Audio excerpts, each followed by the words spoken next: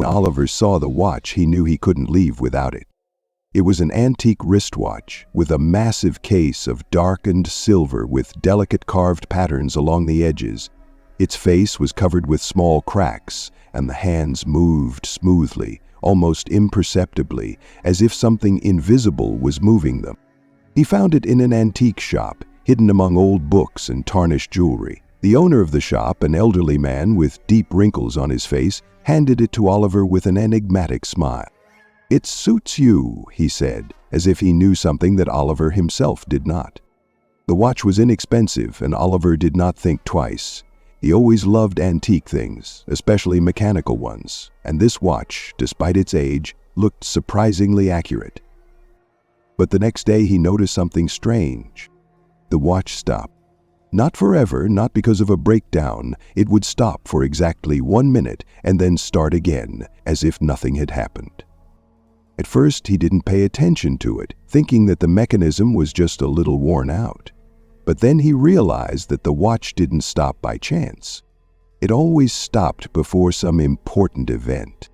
Before he missed a bus, before someone braked sharply on the road, before he noticed something he shouldn't have seen. The more he paid attention, the more uneasy the feeling grew, as if the watch was trying to warn him, or prepare him. At first, Oliver didn't understand the pattern. The clock would stop for a minute and then start ticking again. He noticed it at random moments, on the subway, at work, at home. Sometimes it seemed to him that time around him was slowing down at those moments too, but he attributed it to fatigue. Then the first person disappeared. It was his colleague, Andrew. Yesterday they had discussed the project together, joked, and this morning no one in the office remembered who it was.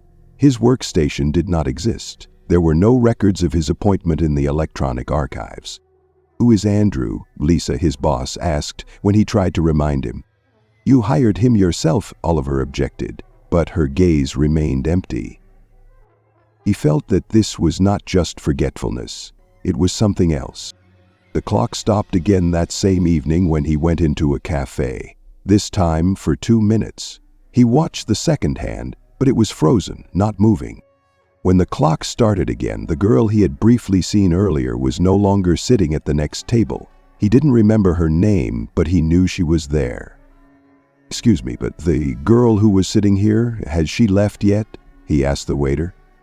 The waiter looked at him with mild confusion. "There was no one here, sir." Oliver's heart sank. The disappearances continued. Each time the clock stopped for longer, first a minute, then 2, then 5. Each time after that, someone disappeared from his life. The neighbor on the landing who went for a run every morning. The colleague from the next apartment whom he had once dated. Even the cashier at the store from whom he bought coffee every day. But the scariest thing was that no one noticed these disappearances except him. The world simply adjusted. Stories changed. Lives disappeared as if they had never existed. And then the clock stopped for 10 minutes. Oliver sat in his apartment and watched them, unable to look away. When they left again, he dialed his sister's number. The dial tone came, but no one answered. He called his parents. Their numbers were unavailable. He drove to their house. The house was gone. In its place was a vacant lot overgrown with grass, and none of the neighbors remembered that a family had once lived there. Oliver felt panic wash over him. He didn't know why the clock had chosen him. He didn't know where all these people had disappeared to. But he knew one thing: they would get to him soon. Oliver didn't know how many days had passed since the disappearances began. He no longer left the house, didn't answer the phone, although now he had no one to call. The city was empty. In the office, where he finally tried to go, no one recognized him. In the store where he bought groceries, the cashiers looked at him as if he were a stranger. The clock continued its work. It stopped less and less often, because there was no one left to disappear. The world around him was becoming empty, faceless. At some point he realized that even the streetlights had stopped burning, and the houses looked as if people had never lived in them. But one day, when he looked at the dial once again, his heart sank. The hands showed only one time. The moment he blinked, the seconds disappeared. The minute and hour hands no longer moved. A faint reflection appeared on the glass of the dial. His own face. Only it was not his. There was emptiness in the reflection's eyes, a thin, unnatural smile on its lips. Oliver took a step back. But the room around him disappeared.